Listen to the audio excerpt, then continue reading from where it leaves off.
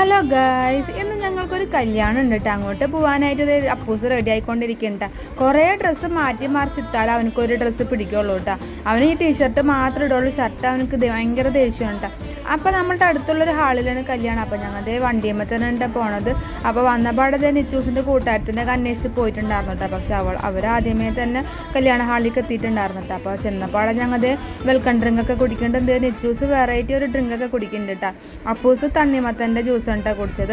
അങ്ങനെ 2-3 സൈസ് ജ്യൂസൊക്കെ ട്രൈ ചെയ്തതിന് ശേഷം ഞങ്ങളുടെ ഹാളിലേക്ക് കയറിയിട്ടുണ്ട് കേട്ടോ.